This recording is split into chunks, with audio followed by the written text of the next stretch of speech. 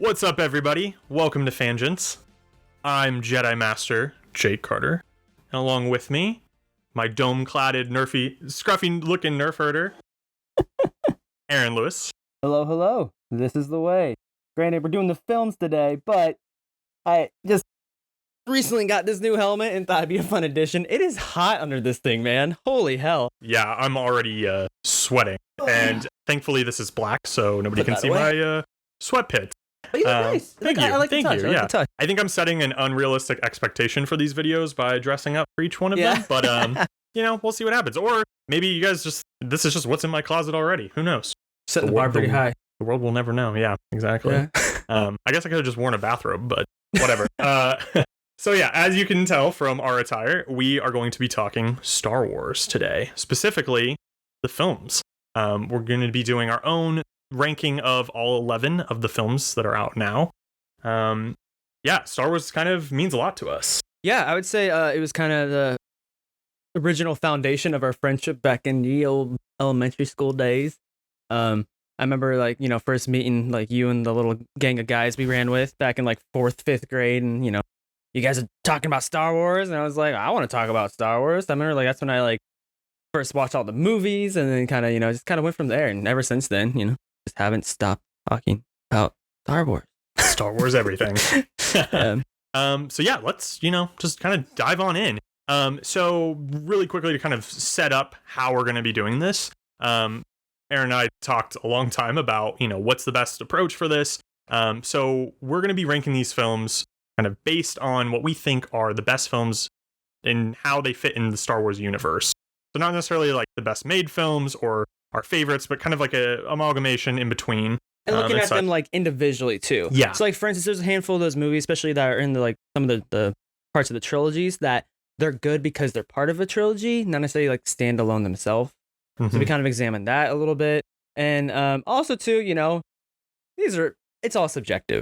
We're not here to hate on anything that you like. Just because if it's lower on our list doesn't mean that we dislike it fully. Maybe we'll do a video about those a little more in depthly.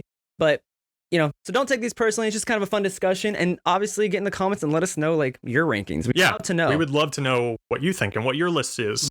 Because well, let's just get into it. All right, how about? Let's do it. Okay, let's do it. So starting at the bottom of the list, number 11, Rise of Skywalker, the last film to come out in the sort of overall Skywalker saga main franchise films. I think there's a lot that could be said about this film. Yeah. And I think looking at it, as a film, it had a couple moments in it that I think were interesting. Rey getting a yellow lightsaber, that officially being really canon. cool. I'm a huge fan of the color yellow, so that for me, I was like, okay, that was really interesting. I would say, I think I may be about to say this. Go for it. I would say this has some of the best music. John Williams coming back to he just went hard. He went Phil Collins and Tarzan hard on this score, which he originally wrote. Yeah, dude's in his 90s and just still making bangers. Yeah, I won't forget the original trailer for Rise of Skywalker with a dun dun dun dun dun dun, so freaking cool. So for me, that was a big plus in this movie. There's a lot of pitfalls, but the score in this, I think they just went nailed it. Yeah. And I think the reason that it kind of belongs sort of at the bottom of our list is just, it had the impossible task of kind of tying up this whole mainline saga and all these other 8 films that are related to it and the ones in between, but really just the Skywalker saga that they've coined it. And I think it just really sort of dropped the ball on that. It just didn't stick the landing well. No. And from I think it was just, it felt rushed. The pacing of the movie is just they're going so fast and kind of skipping over certain story beats, and you're just oh, okay, where are they going next? And then it just felt half baked. Some of the lines in it, somehow Palpatine returned. That's all you need to know. Yeah. So before we continue on, I do want to say on our schedule, we are gonna do a Star Wars sequel trilogy deep dive and kind of examine those movies once again. Not necessarily hate watching them or completely tearing them apart or loving on them. It's more of a kind of a deep dive of where we think it left Star Wars in general. So we won't, get too into it here because we could literally talk about these sequels trilogy for hours. Yeah. But yeah, I would say, for me, kind of the same thing. Stories kind of all over the place. It just moves way too quickly. There's a lot of things that I think were like original ideas in like one script written by somebody and then like kind of got edited out and then they kind of like shoehorned it in. And then also, to give him a little bit of leeway, we having Carrie Fisher pass away, like, unfortunately, and like very sad. So it's like, well, crap, we just set her up to kind of be one of these like main character figureheads in, the first two movies. So it, like you said it perfectly. It's like an impossible task to tie up, 40 years worth of cinema. So then moving on to number 10 on the list, Attack of the Clones.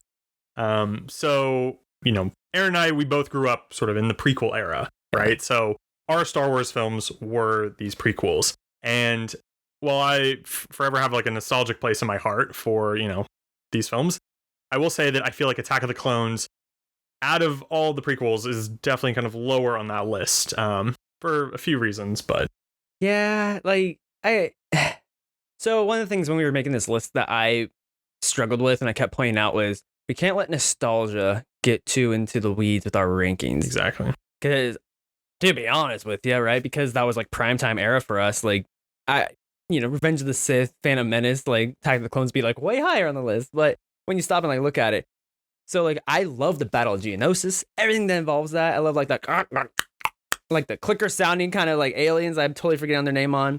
Seeing a bunch of Jedi in that stadium, like literally, like, and so I love like that's how the inception of the purple lightsaber for Mace Windu came.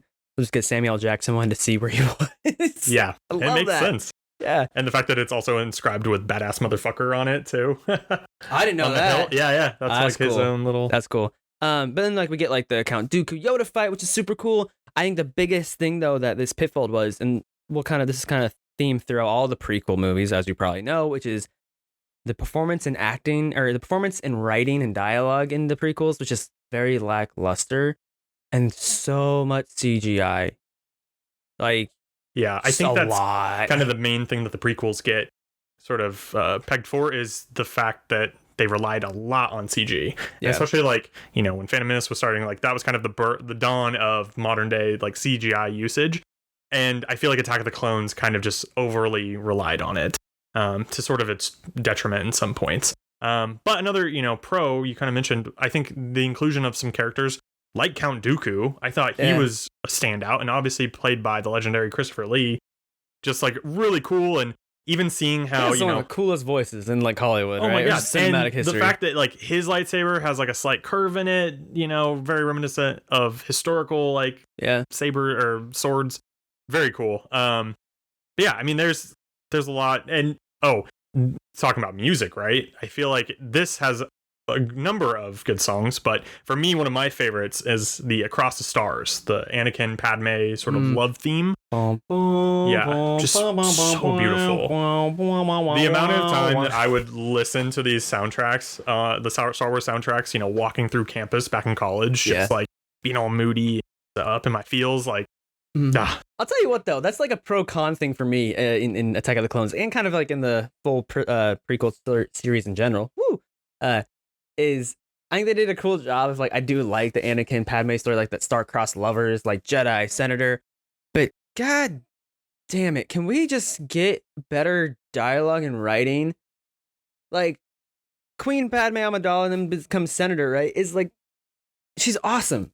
She is a very dynamic character. She is like, this like pushing forward, like wants the best for everybody. She is a strong female like character that we don't really get in sci-fi and fantasy.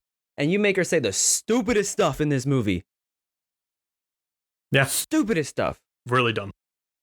So like, we're like, I do love it. I do love the score for it. I think it's great, but like.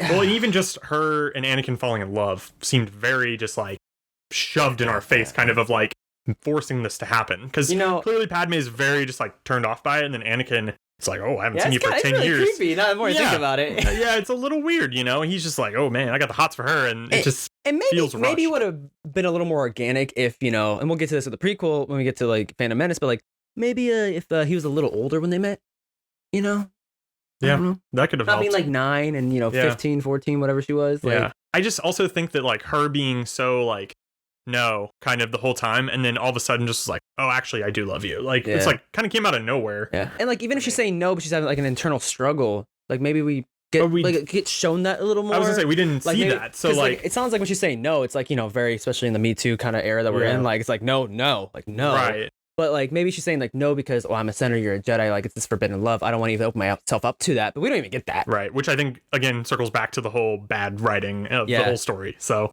yeah. Okay. So continuing on. Number 9, we have Solo. So this is one of the 2 spin-off movies they've done so far. Obviously about Han Solo, his origin.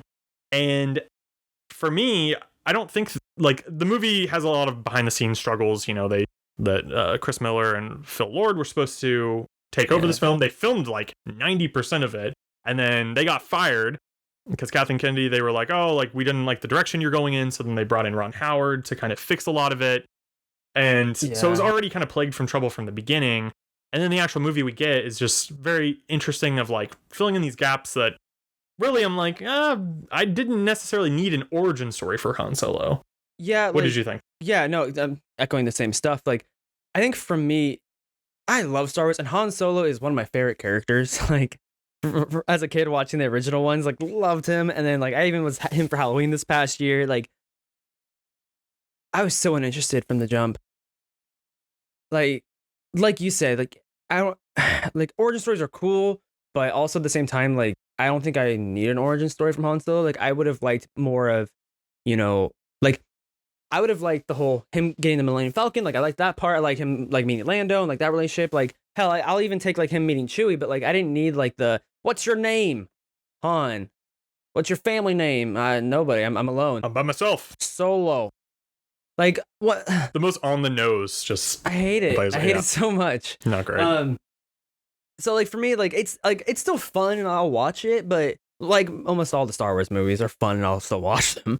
But it's just for me, it's just I don't know, it's just kind of like a kind of movie. Yeah. Where I feel like the rest of them, where I feel like the rest of them on our list, like moving forward, I actually have like some type of like established opinion, or I want to rewatch it, or I'm like, oh, they could have done better this. Like I have more of an established kind of feel for it. And I think the more interesting parts of this film are kind of introducing us to sort of the criminal underworld and some of these like syndicates. And I really like Emilia Clarke from Game of Thrones, like her character Kira.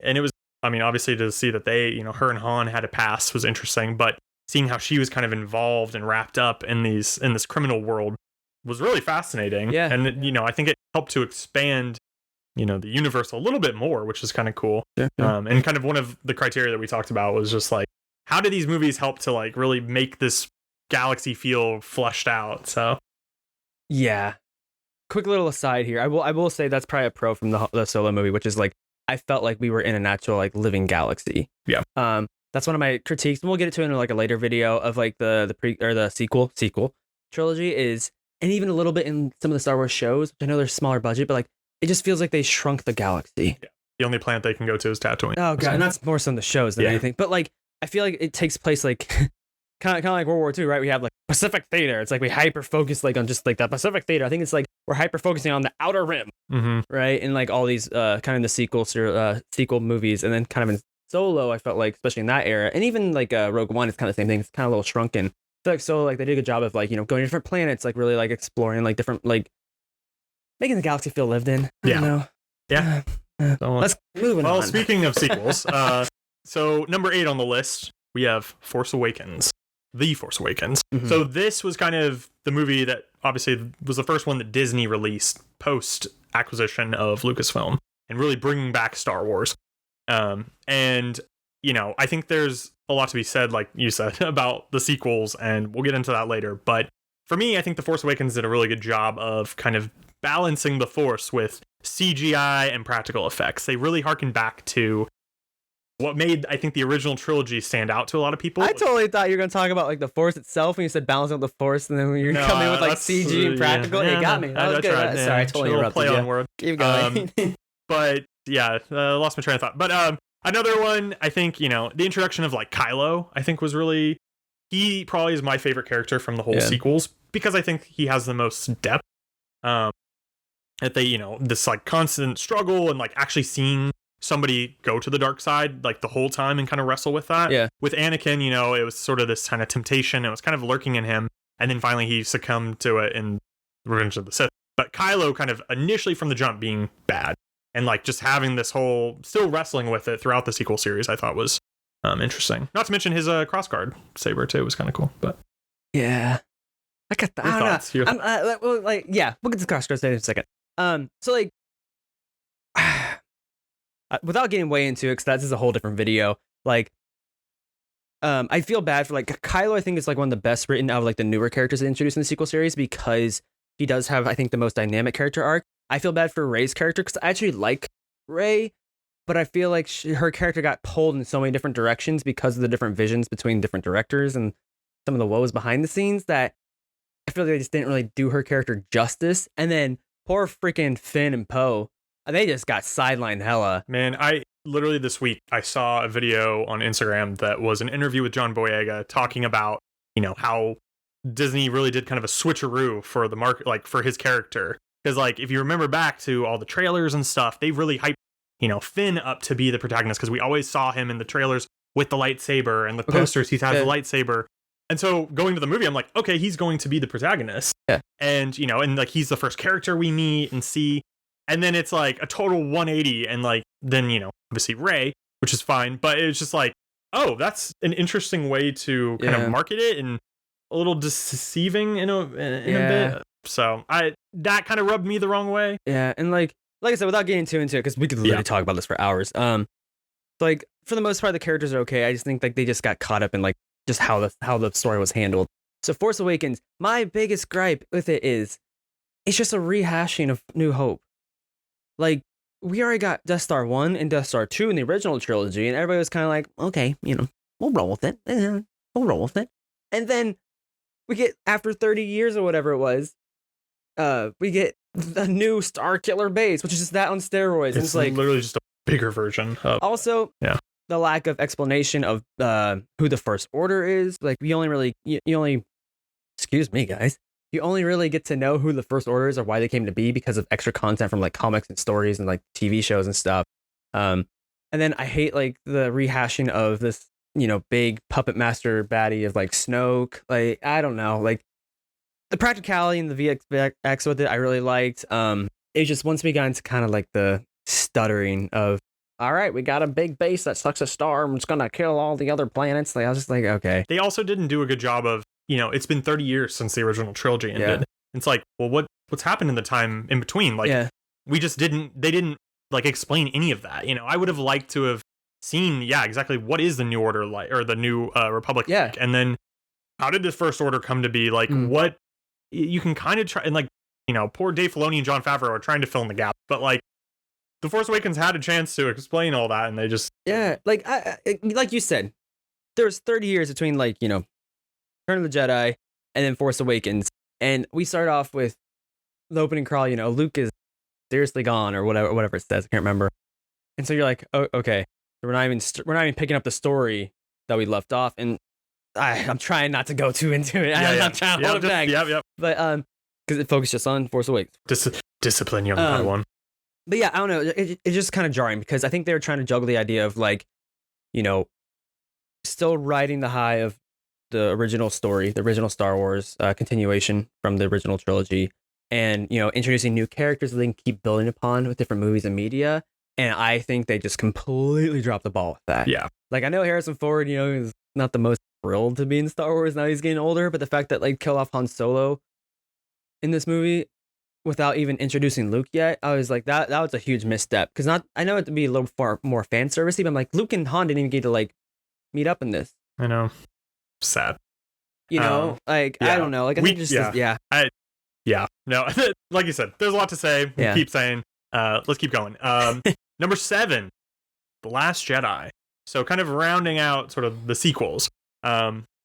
This movie, obviously, very controversial when it was released. A lot of backlash. But I do think that there were some interesting things done with this film. Absolutely. And why, we kind of have it as the top sequel film in our list. Rian Johnson, he tried to do something different, which I feel like one of the hardest jobs as a creative is trying to please a fan base, especially one as big as Star Wars. And so, you know, he tried to mention multi-generational. Exactly. No, that's what I'm saying. Like, it's a big fan base that spans generations and countries and all this stuff. And it's just like, that's hard. And so, you know, he tried to do something different. It just, I feel like the tone and everything just didn't fit with sort of what had been established in Force Awakens. And he clearly, you know, making these decisions of instantly just like killing off Snoke, like whatever, is just like, oh, okay. So we're like clearly just like swerving what was kind of established. I did like how, you know, he set Rey up to be somebody, because the whole thing in the first movie is she doesn't know who she is or who her family is, all that stuff, because she was left behind. And I like that he kind of reinforced it, like she's like a nobody, which I think, you know, sends a good message of like anybody can be a hero. It doesn't have to be somebody who has a specific last name or lineage, unless your whole saga is called the Skywalker saga. Unless your whole Skywalker is called the Skywalker saga, which So please, so, I mean, just riding off the coattails. If we take Rise Skywalker, if we take The Last Jedi, pull it out of that trilogy and just watch it as its own standalone movie, I think it's a great direction for Star Wars. I think it's a great Star Wars movie. I think visually how it looks, the throne room battle too, because you know OG's in Return of the Jedi. But like the throne room battle looks great. I do like the idea of kind of reinforcing that anybody can be a Jedi, because at least cinematically we don't see that really. I know in the prequels, yes, there's all these Jedi, but like we're still hyper focused on, you know, just Anakin and his story. So I think that's great. Put in the context of a trilogy story, which a trilogy is one continuous story, it completely bottoms out the integrity of whatever story was meant to be told. And once again, getting into a different video, that is the detriment of why these movies are so low on our list. Is they are fun, they are visually like spectacles, but they just fall apart because from the first to the second to the third, there's just no continuancy. Like there's no like because like my con of Force Awakens being that, all right, pretty much a rehashing of like New Hope. You know, we got like the Emperor Snoke kind of figure, we got, you know, Starkiller Base, the Death Star, and then they kill that, and then you have a power vacuum. And then, like in real life, when power vacuums happen, usually like chaos and like a lot of stress and stuff ensues. And so you kill off Snoke, and now you have this power vacuum for your third movie, which is supposed to wrap everything up. Yeah. So like I said, sorry, my last thought on this is like, out of the context of a trilogy, I think it's a decent Star Wars movie. You put it into the context of being like a trilogy, it really messes things up. And the Canto Bight scene is one of the most useless parts of that movie. I mean, it's interesting that they set it up as like a slow chase, right? Like the last Resistance ship trying to get away from this huge boomerang-looking First Order ship. You know, like, fascinating concept, but then it's like we go off and do this like mission to Canto Bight, which is very whatever. Which goes back to the idea of like small world, like where I feel like the sequels like shrunk the universe of Skywalker, universe of Star Wars, because you know the whole Last Jedi takes place in like a chase. Like, yes, we get to go to Canto Bight, yes, we follow like Rey, like but like that's the whole sequence. It's like they're running out of fuel while like the First Order's chasing them down. Which then I'm like, well, where's the New Republic? Oh, they got blown up in the first one. Those are not get out. Anyway, Canto Bight. I am all for like messaging in movies and stuff of like hope or like togetherness or to like be better or like whatever. And I understand that like people would argue, well, Aaron, like, you know, Canto Bight was to talk about like the military industrial machine and like, you know, how like both sides profit when like there's war and and like I get that. When you're already kind of in a trilogy where you're telling a continuous story, unless like that's one of the main themes of the story, then don't put it in there. It's wasted space. Because it theoretically, the Resistance is a branch of the New Republic. We have the New Republic versus this First Order, which somehow this First Order is established enough to have, you know, investors and buying like their like stuff, right? To where like I don't know. It just felt very like kind of spoon shoved, especially like in American culture where we're like, that's one of our big kind of things we deal with. Like, I don't know. Also, the argument that people try to bring in of, well, stop making Star Wars political. It's like George Lucas literally created this universe as like an allegory for like Vietnam. So that argument, like, yeah, and like the difference is there though, like at least when George Lucas did it in the original trilogy and in the prequels, it was in an organic way. Yeah. That, like you could see the conflict in both. And the execution of it was a little bit. Yeah, where it's like in this, we clearly have big baddie, good guy, right? In the sequel trilogy. And so then when you're like, oh, there's this gray zone. And like, I think that's like the most disappointing part, I think, when I look at Last Jedi in the context of a trilogy. It's like it wanted to be like gray. Like Jake and I talked like at length about how like we want gray Jedi. We want like these like kind of like gray force users that, you know, kind of don't use one or the other, kind of like find like this mirror to both. Like I think that's really cool. I want that Star Wars. I'm looking at you, Lucasfilm. Give it to us. Like, and I think trying to do that in the context of it just made it just feel I don't know. Yeah. But yeah, like we said, we can keep going on it. Yeah. Number 6 on the list, Phantom Menace. So the beginning of sort of the new era of Star Wars back in the day, right, in the late 90s. Again, this was kind of one of our first foray into Star Wars was with the prequel trilogy. And, you know, this I think came the dawn of CGI being really like used a lot in movies and stuff. And, you know, all that was kind of being refined. But what I thought that the Phantom Menace did really well was expand the Star Wars universe in a way that, you know, kind of set up where we go in like Clone Wars. You know, a lot of people will, you know, moan over it's about a trade dispute, which like, yes, but I thought it was interesting that we actually got to see what the political mechanism of this giant galaxy is. I think that's fascinating. And I think it's fascinating because then, you know, how it elaborated a little bit deeper in some of these other shows, you know, made sense. But yeah, no, I think this is probably our most controversial ranking of our whole list, is like putting the Phantom Menace up so high. Yeah. Because at the end of the day, like the other prequel movies, bad performances, bad dialogue, like, you know, overuse of CG, yes. But to come from the original trilogy, which was, you know, shot from 77 to 83 or like released those days, to, you know, have like limits on like special effects and like they still made the world feel big while not having the scope of CGI. And this was just like pedal to the metal. So the CGI I think was a little distracting, but like you said, I love the fact that we got rules to this galaxy, especially in like the Republic era. Like we got to see the Senate. We got to see like kind of the bureaucracy and how like it really clogs up a lot of stuff. There were a lot of things like fall through the cracks. And how like the Jedi, their role is really just peacekeeper, you know? Yeah. Like it gave us all the context and feel that like then have direct repercussions in the original trilogy. And like that's why I think I put it up so like high, like what, middle of the list? Yeah, number 6. Like like I don't know. I watched this and I just go, I'm a big sucker for history kind of stuff in general. So like I'll watch like political documentaries. Like for me, like, you know, in this one where we get like, you know, her going to like the Senate to plead for like their help because they're being, you know, not quarantined, blockaded. Thank you. Blockaded by the Trade Federation. And it's like, you know, I don't know, like as a kid, you know, you look at the pod racing, you look at, you know, the last battle with like Duel of the Fates. I mean, all that. One of the most epic themes in this whole series. But like now that I'm older, I watch it, I'm like, you know what? They really thought through this like political structure and like the hierarchy and how it goes. Yeah. Kudos to George Lucas for that. Yeah. Also, they introduced one of my favorite Jedi, Qui-Gon Jinn. I thought, you know, talking about Grey Jedi, I think Qui-Gon does a really nice job of kind of introducing that idea of he's not necessarily following the rules when it comes to the Jedi Order and, you know, doesn't want to be on the council because he just thinks that they're kind of a little in their own ass, basically, for lack of a better term. And I mean, plus he's got a green lightsaber, which my favorite color lightsaber. So yeah, that helps. The biggest con, amongst other things, the introduction of midichlorians. We didn't need that. We didn't need that at all. Yeah. Like why? And I like how they've kind of retconned a little bit and like have slowly kind of gone away from that. They just call it like M count now. Yeah, and you're like, I know what that is.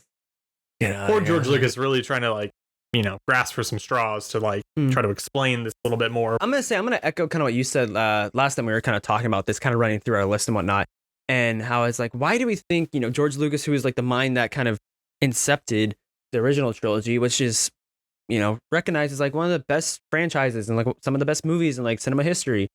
How could he be also the writer and director of the prequel trilogy that felt so like wooden and sterile? And I think you said something to the effect of like, I think he's just so hyper focused on expanding his universe using CG and like really realizing his vision. Here, I'll let you kind of say that. Yeah, no, Yeah, exactly to that. It's like, I think because the technology really caught up to what he had in his head, because we know he's a very visceral man, like visual guy.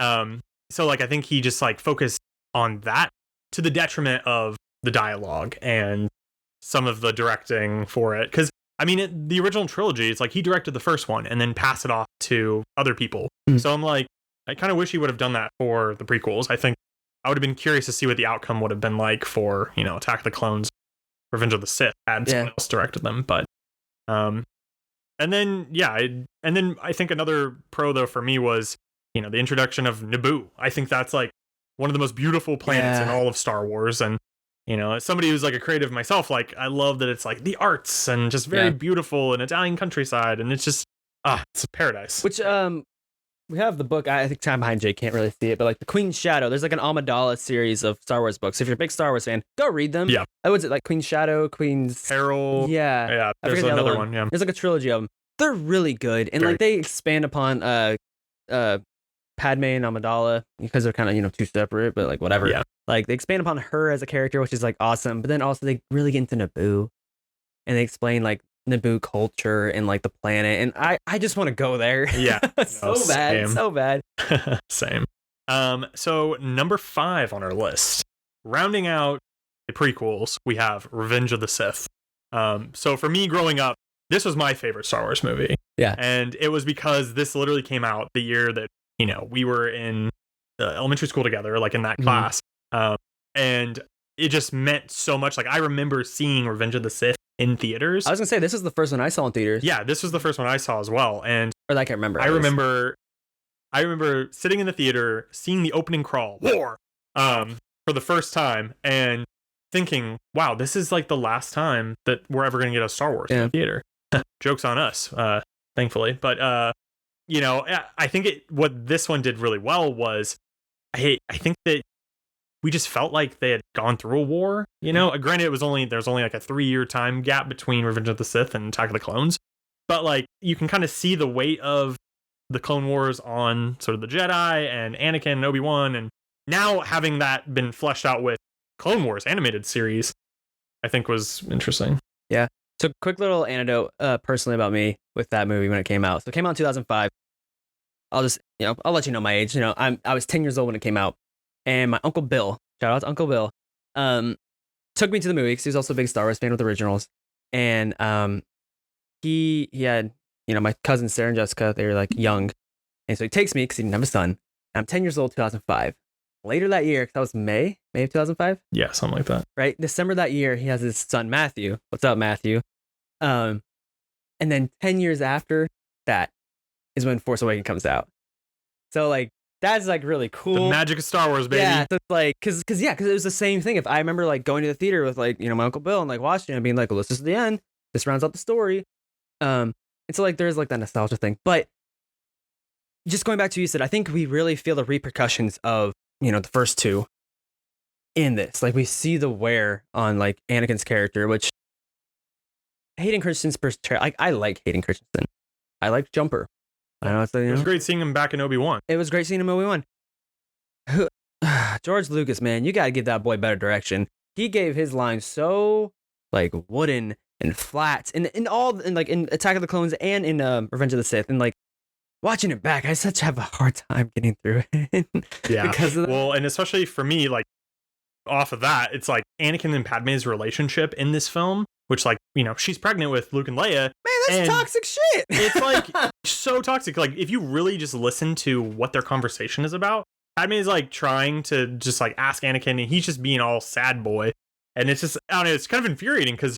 Also, Padme, it's like, I love her. She's such a great character, especially in these, like, books, but they just kind of did her a little dirty in this movie, I feel. I just thought of? What? Like, so this came out in 2005, right? Which I would argue is, like, one of the best years for, like, pop punk, like, kind of emo music, which, like, Jake and I enjoy. And I'm like, man, that just fits the thing. Like, that just fits the bill. Like, Anakin totally would have been, like, listening to, like, Pierce the Veil. And, like, he was, all, like, My Chemical Romance and all that, right? Like, oh, I'm getting dreams of my mother. I miss her. Oh, I'm gonna go to the extremes to save you, but then kill you in the process. Like, yeah.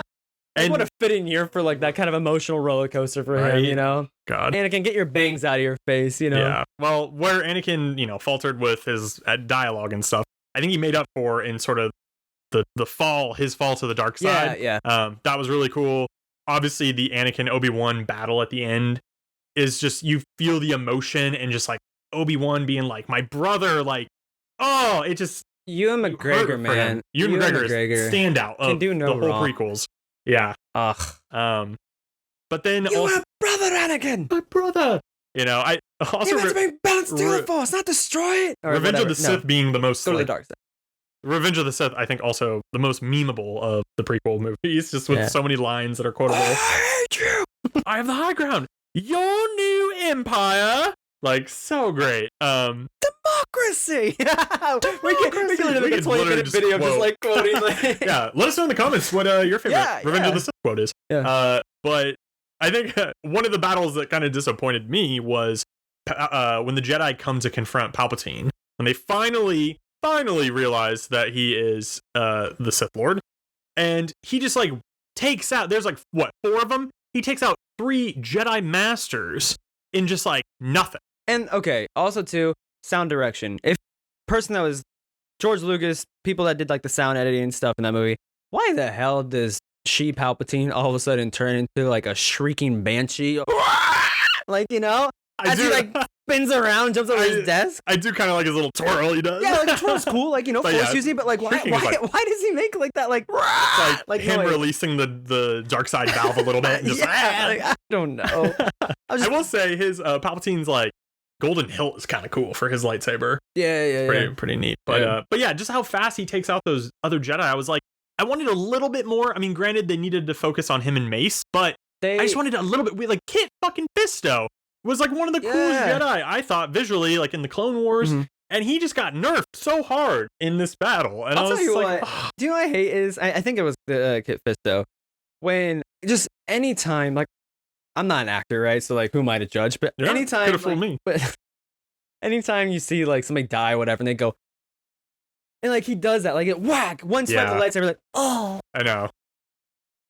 So like, it's weird. It doesn't make any sense. But another cool highlight from this movie, just quickly, is I think the whole Order 66, like that, just like, damn, yeah. Execute Order 66. Like, yes, my lord. Also, that number, I'm just like, that's interesting. I wonder what the other 65. I mean, it's 3 away from golden numbers. Yeah, that's true. Nice. But I think like the whole montage of just seeing the clones, turn and then taking out all these Jedi with the music, just really well done. Yeah.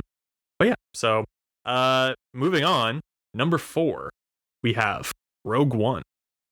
So the other spin-off movie. But Jake, Rogue One was terrible because we already knew how it ended. Why is it so high on your list, guys? I know people are gonna think that. I was about to call you Anakin. Aaron, that I'm Anakin now, guys. It's too many A names. No, it's somebody once told me, it's about the journey, not the destination, and I think that rings very true for Rogue One. Absolutely.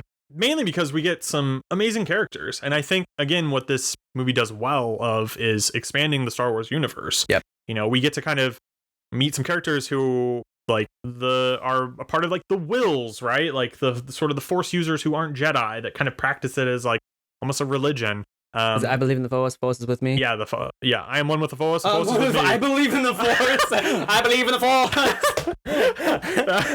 I'm one with the Force. Which also Donnie Yen coming in. I know Donnie Yen. Yeah, shout out John Wick 4 for him. Uh-huh.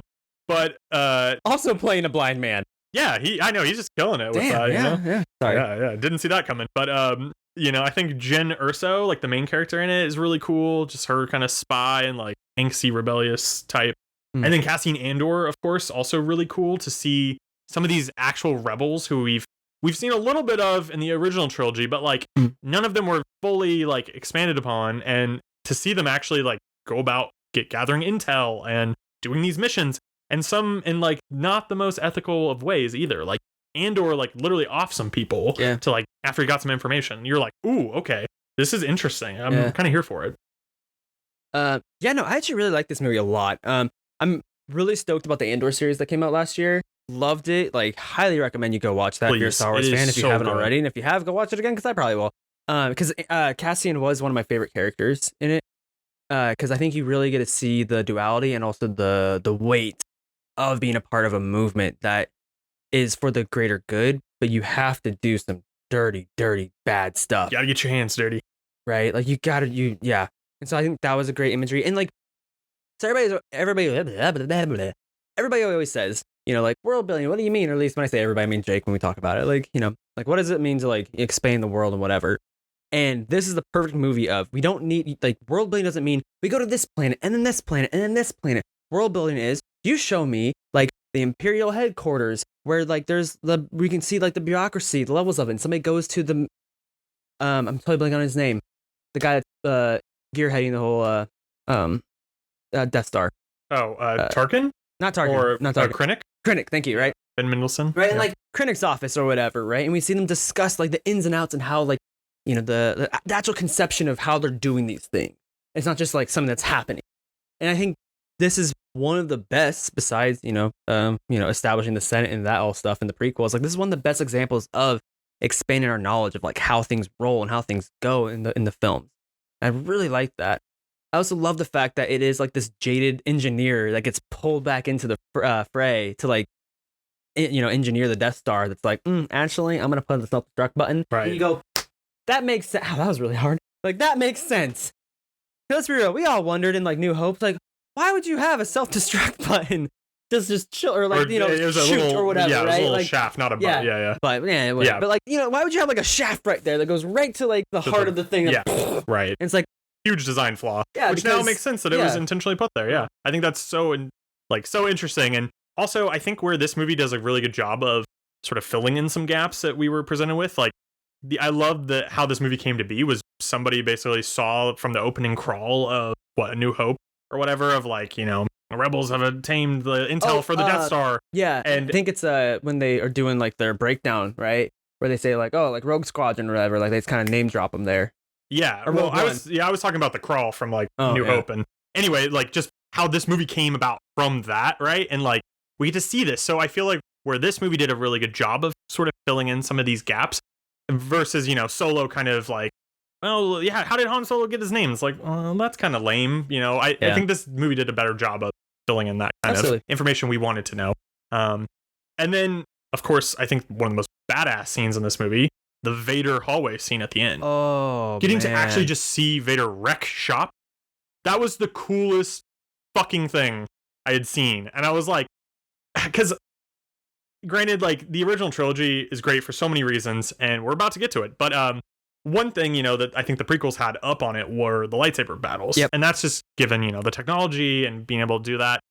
So to see a modern day Vader just like ignite his red lightsaber in a darkened hallway and just like force choke some people, and oh man, that was so riveting and just like visual eye candy. It was scary. It was terrifying. Like, because I remember, like, as a kid watching, even as an adult, like, Vader's scary, Vader's intimidating, but you don't really get like, they tell you that and you believe it when you watch the original series, but I don't know, like, you don't really get to see it that much besides like his imposing force. And like, I get it, I'm young, when people that saw it originally probably felt that way because it is like this black suit with a mask and like, like this kind of dark presence, right?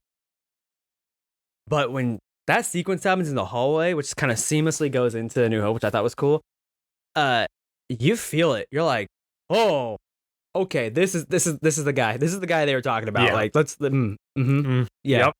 Mm-hmm. And then, speaking of going right into, A New Hope, it's like, then to see sort of the de-age Leia, which I think that we're still a ways off from having actually good technology for that. Like, yeah, it was just like, okay, like, yeah, it was a cool moment, but not like, it didn't take me out of it. Yeah, but I'm also like, we didn't necessarily need it, right? And I do. It is nice to know that, like, because this movie came out right before Carrie Fisher died, and like she got to see that scene and like liked it, so that was kind of nice. How freaky that be? That would be really weird. Like you're like older and like they like make a movie and de-age you. It would be kind of weird. Like the fact that actors would are like now the starting. Uncanny Valley kick in? Do you think? Maybe the fact that some actors are now kind of signing away their like essence, their looks, right, for these movies, like James Earl Jones. Speaking of Star Wars, signed over that basically like Star Wars can forever use his voice and like as Darth Vader, and they can use AI to like put together new sentences and stuff.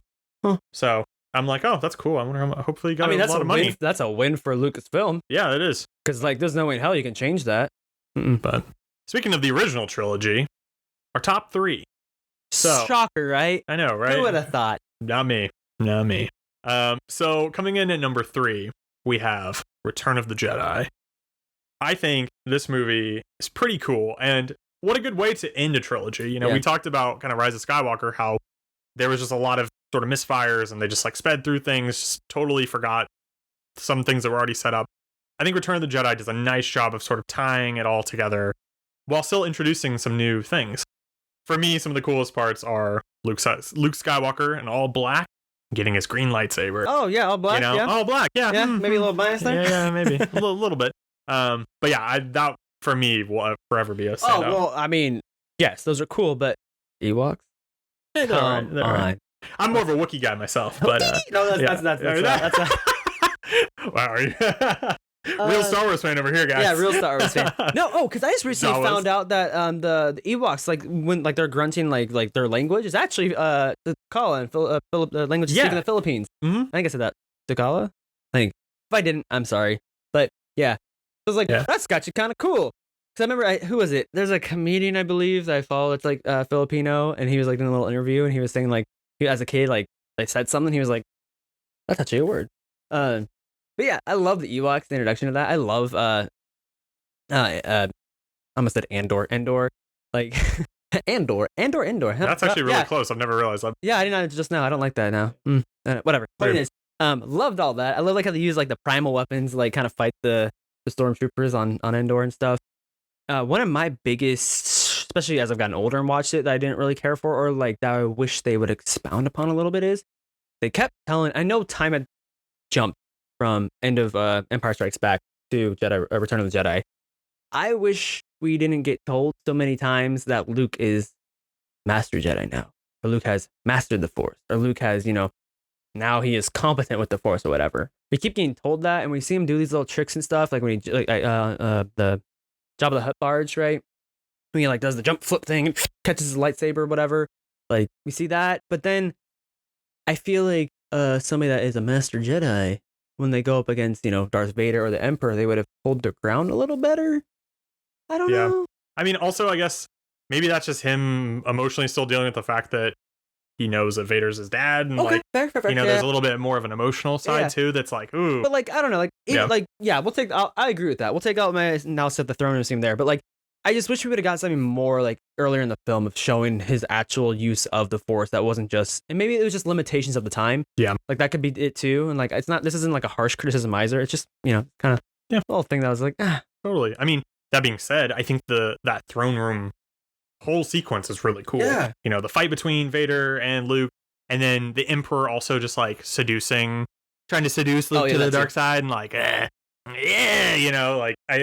really neat. And then obviously Vader's redemption. Yeah, unlimited power. But no, that's Revenge of the Sith. Oh, I forgot to say do it from Revenge of the Sith. Do it.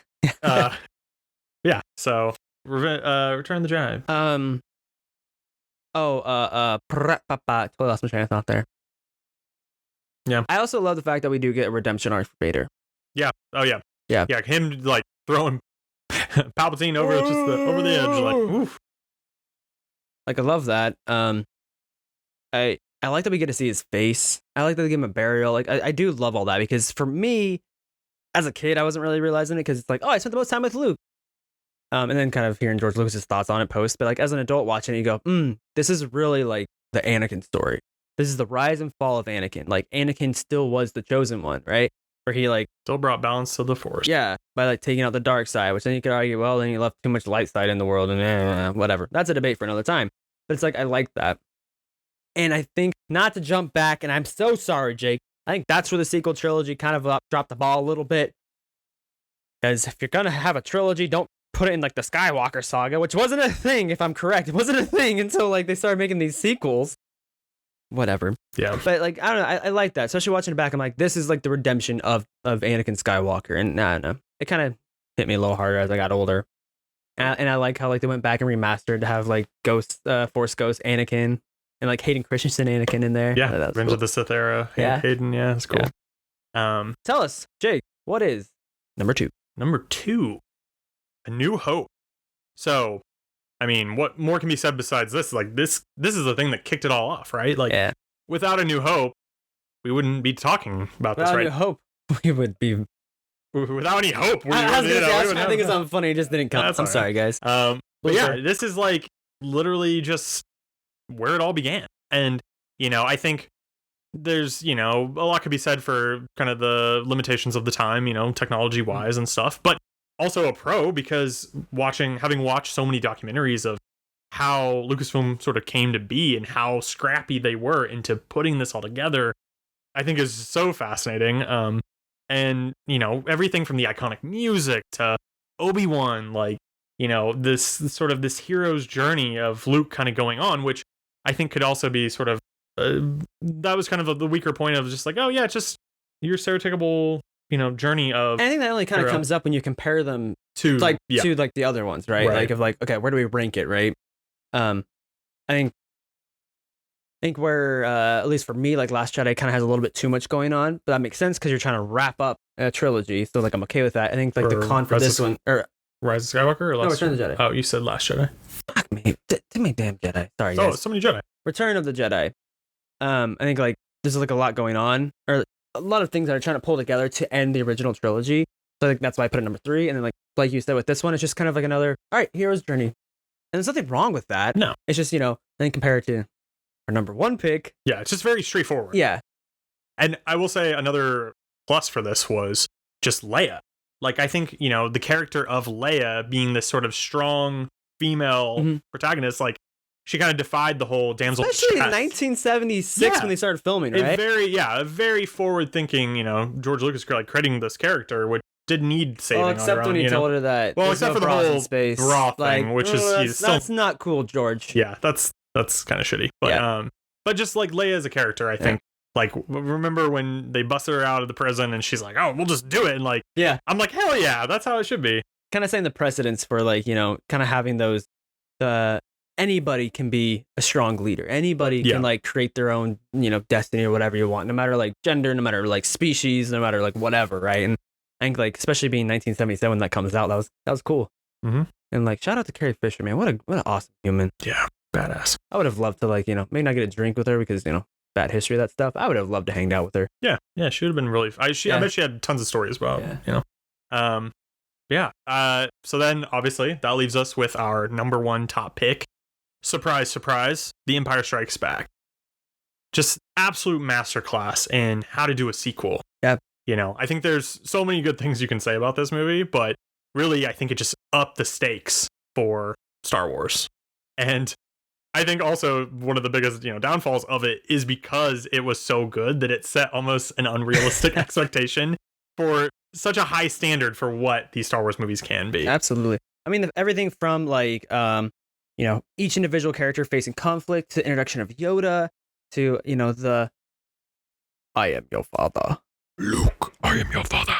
Come to the dark side. We have cookies. Right? Cookies. Like everything about it was just masterclass in the sense of sequel, but also storytelling. I think it kind of changed it up, took us away from that hero's journey. It put, the Hoth scene, I think is great. Like, and it doesn't end on a high note. Like the good guys don't win. Right. Which I feel like it's very unheard of for, a movie of this caliber. So yeah, there's not much more you can say, honestly, about this film except just excellent. So yeah. Like, I mean, it's just kind of funny being so short with it, but it's just masterclass. Like everything about it. Like Billy D. Lando. Yeah, Billy D. Williams. Billy D. Williams. Yeah. Yep. That was trust in the force there. Yes. Like his portrayal of Lando loved. Just so good. We had some cool new locations. Like introduction of Boba Fett, all these cool bounty hunters. Like and like Lando screwing over everybody. Like just a lot more emotional depth that they really expanded with these characters. But yeah, so that's kind of been our ranking of all of the Star Wars films. We did it! Oh my god, we did it! I'm so sweaty. Yeah, same. But we hope you guys enjoyed our rankings. Like we said earlier, we'd love to know what yours are. So please leave what you would put down in the comments. Otherwise, I've been Jake. I've been Aaron. May the force be with you. This is the way.